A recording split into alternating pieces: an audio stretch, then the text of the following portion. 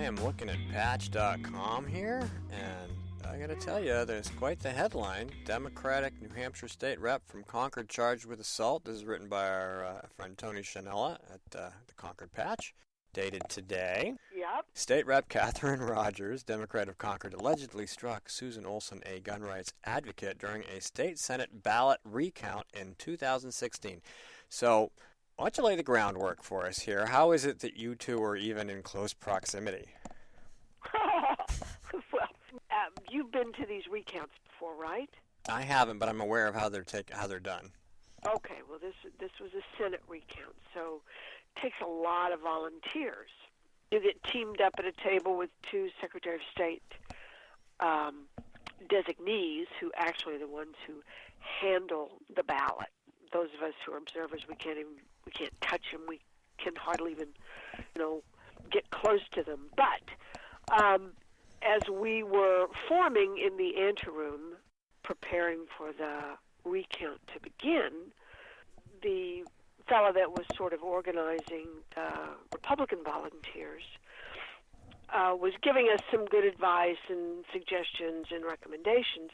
And he said, however, I noticed that Katherine Rogers is here, and I'm paraphrasing,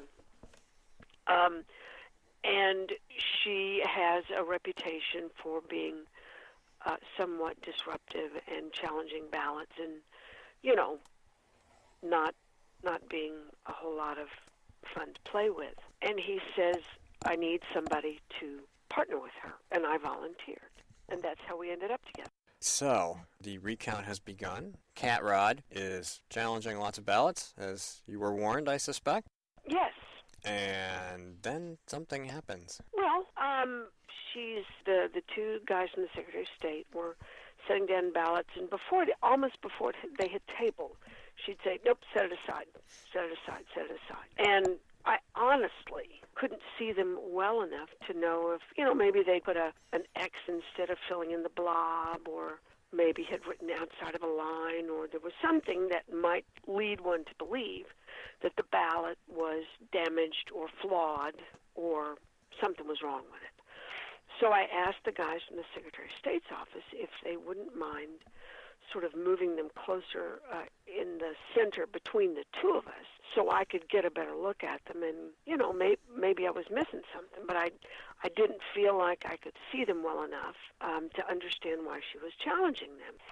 And so she turns to me and grabs me with one hand and starts to lean into me, and like she was going to hug me, and basically says, well, whatever makes you happy. And then she clocked me on the side of the head. All right, so how many votes was the original? What was the difference? How close was the original 17 votes. 17 votes was the original. Votes. So who witnessed this?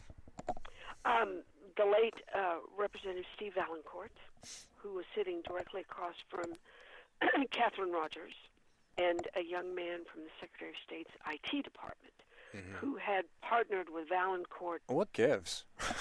I have no idea. Why? I mean, I know that she's a funnel for national rubbish anti-gun bills. I get that.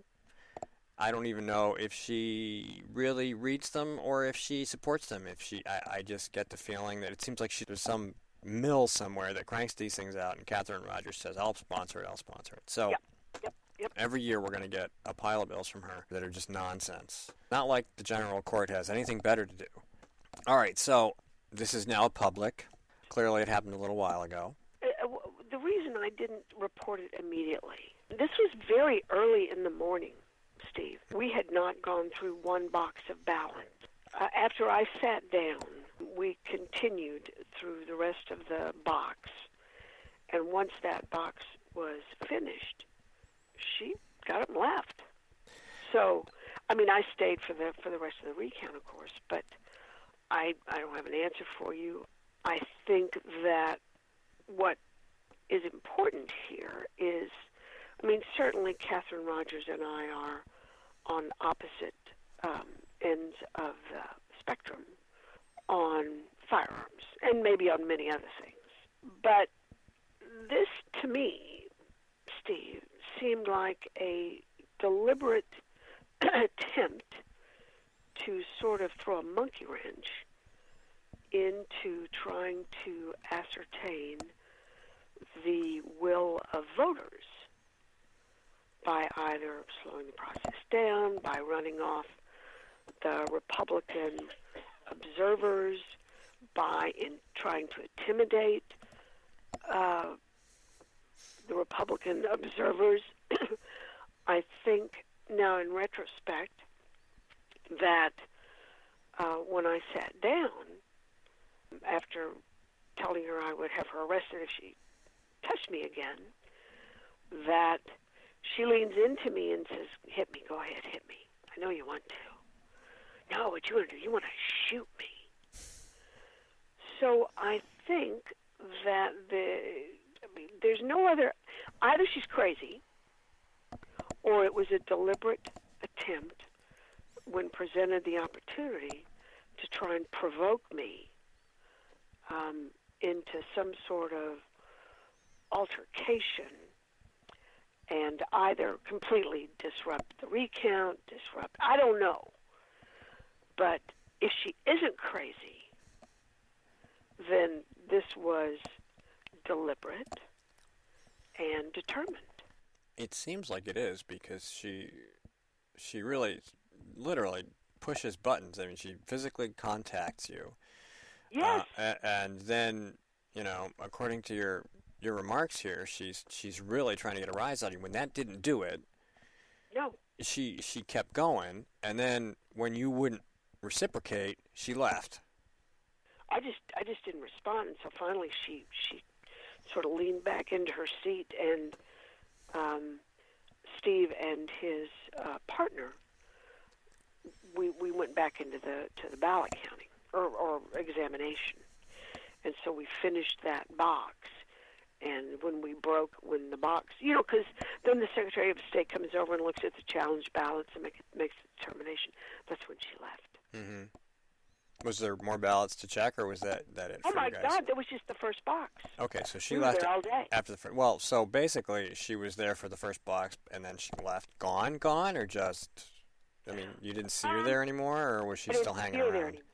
Okay. I didn't look. Well, that just seems odd, and that's kind of what I mean by. Seems like she was there to start something. It just No, but she didn't know I was going to be sitting next. Well, no, I just have to wonder if she wouldn't do that to somebody else.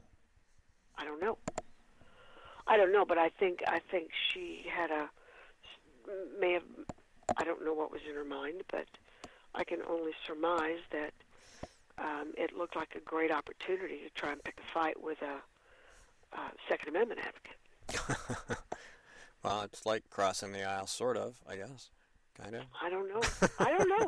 I was so stunned. It is unusual. Me, I'm rarely speechless or surprised. That's true.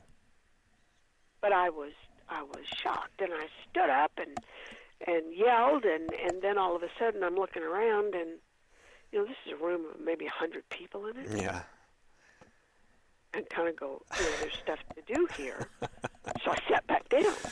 But I did tell Harold French, the candidate, what happened. And I also told the attorney for the Republicans what happened.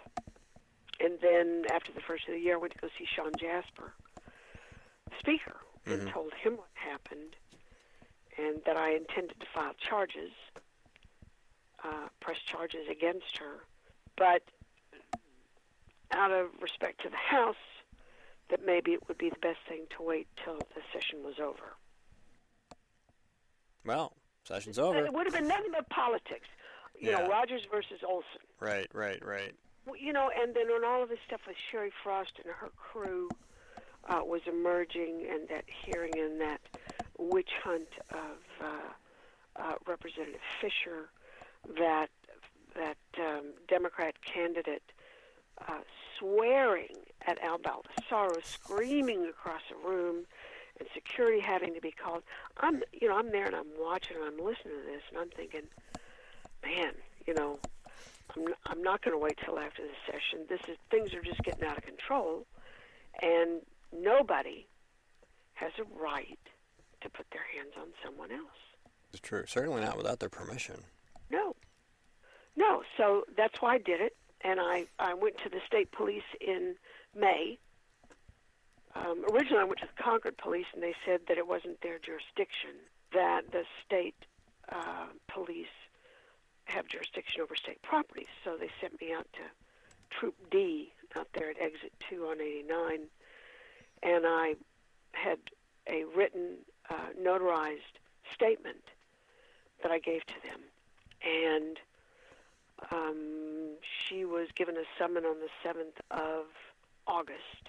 And I have to believe that they probably didn't want to do this. Probably not. But I thank them for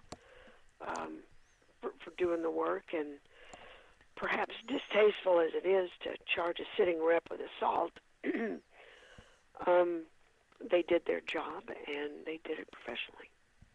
And according to Tony's article in the Concord Patch, she is due to be arraigned in Concord District Court on September 29th. Unless they make a deal before that and it all goes away. Okay. All right. Well, I guess we'll have to wait and see how that goes. Absolutely. Well, anything else you want to close with? No, it's been an interesting few months.